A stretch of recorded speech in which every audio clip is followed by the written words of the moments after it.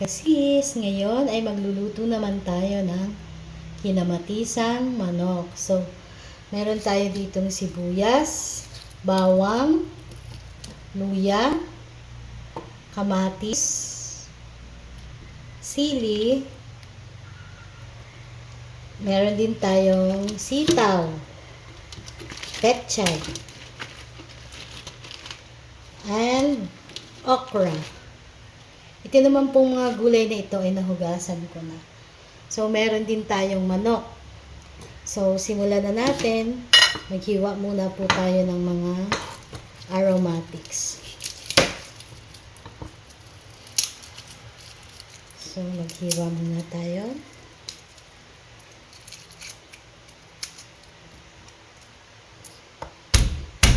Crush natin ang garlic.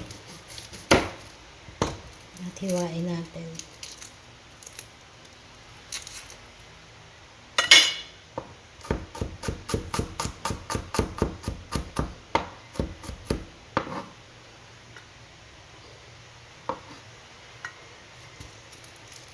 Sunod naman ang sibuyas. Hiwa-hiwain din natin.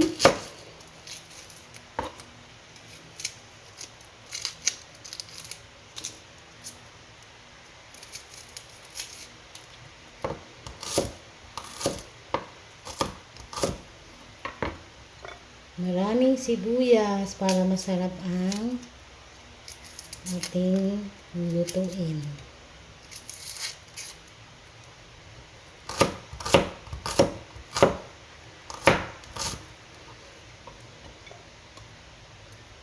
Luya. Ito lang ang natirang luya. Hugasan muna natin.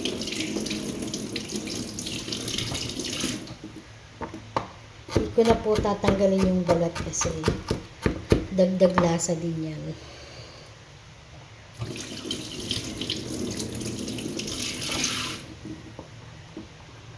Crush natin ang garlic.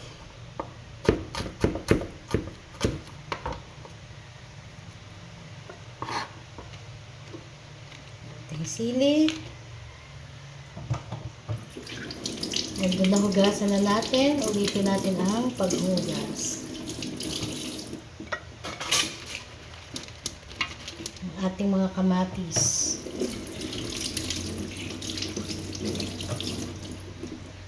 Dapat po maraming kamatis ang ilalagay natin. Kasi yung kamatis, yun na yung silbing magpapaasim sa ating kinamatisang manok.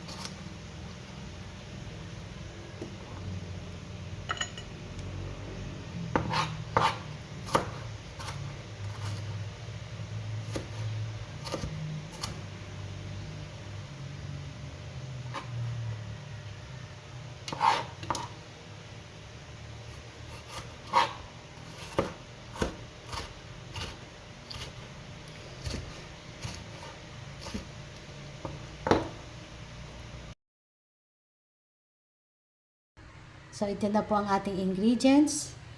Meron po tayong manok. Meron tayong kamatis, sili, sibuyas, bawang, at luya. Meron din tayong sitaw, okra, at saka petchay.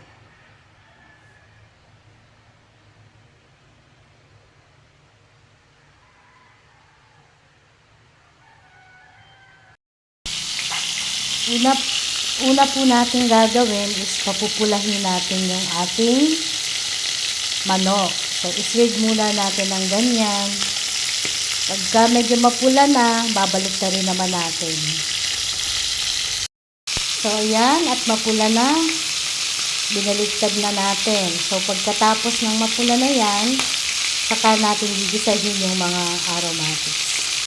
Nahango ko na yung ating manok. So ngayon naman po ay igigisa na natin ang ating mga aromatics. So unahin natin ang luya. Dito ko rin po siya gigisahin. Luya. Lagay natin ang sibuyas.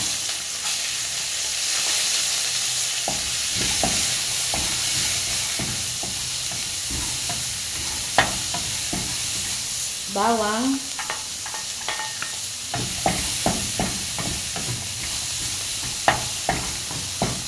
Kamatis.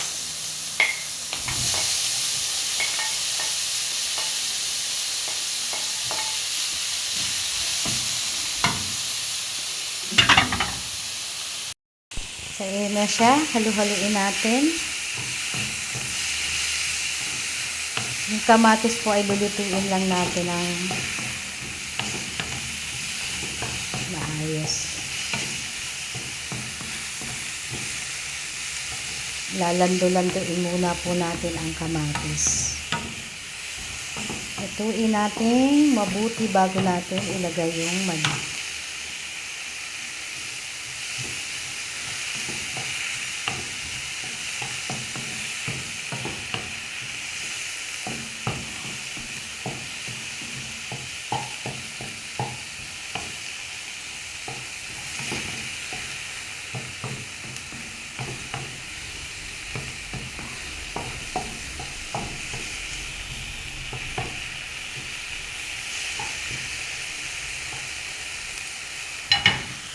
Tapos, ilagay natin ang mga manok.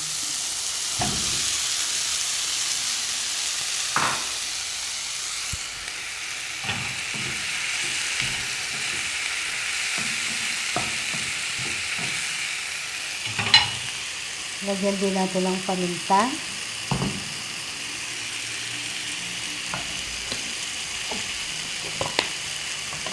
Asin. Ito naman po ay na-marinate ko po yan sa patis na may garlic.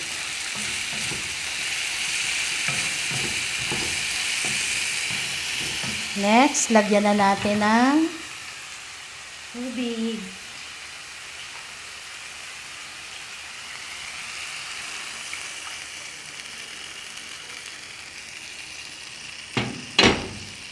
At hintayin nating kumulo.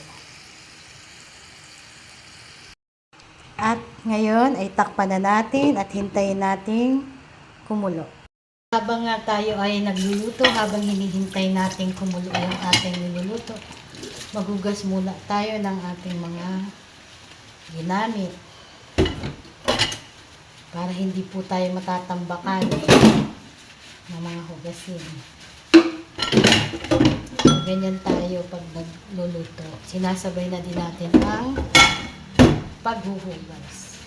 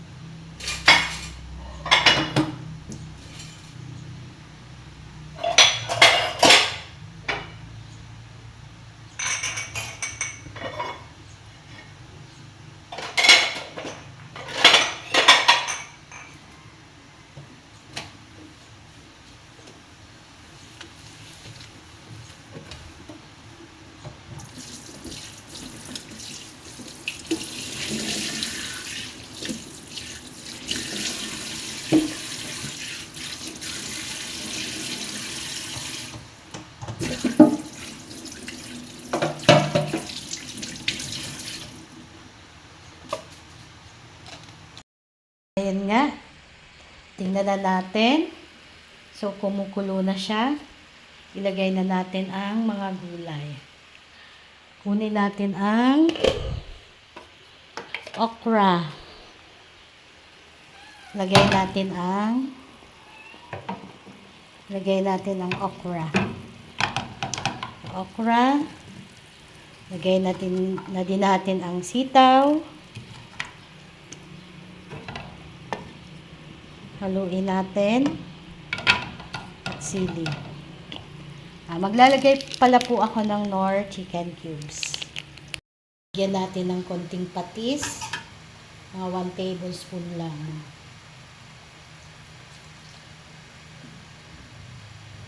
Para lumasa na siya.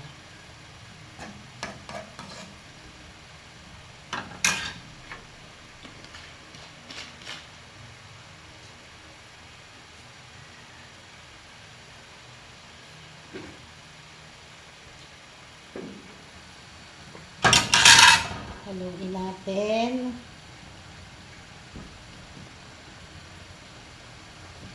So, hintayin natin na lumambot yung mga gulay. Tapos, ilalagay naman natin yung pechay. So, ayan na po. So, ayan na siya. Kumukulo na siya. Hintayin natin lumambot.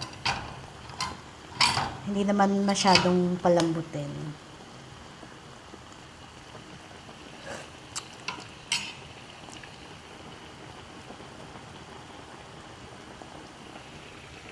So, kunin natin yung mga bula-bula sa ibabaw.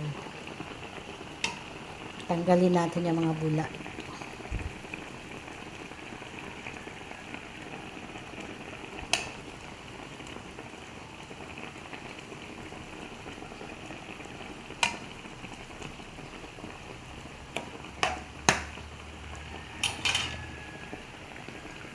So, ngayon, medyo luto na yung mga gulay. Ilagay na natin ang pechay naman.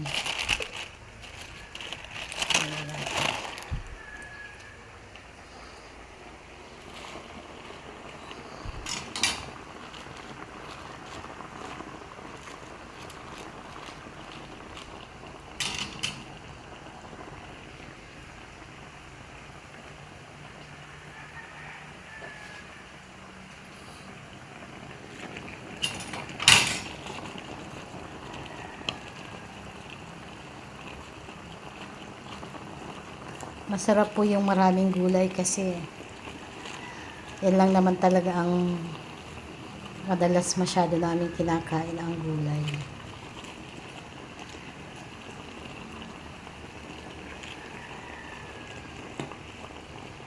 Para po itong ang lahok lang ay yung manok, pero mas marami po yung gulay kaysa dun sa manok.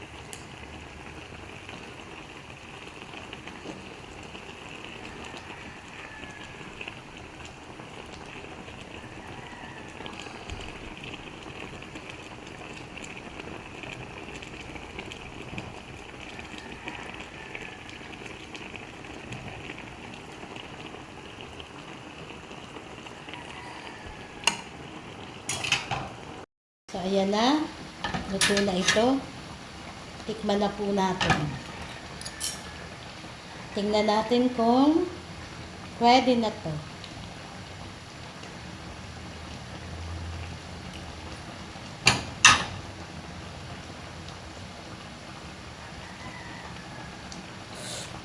So, okay na po. Masarap na. Okay na to. So, at ayan na siya.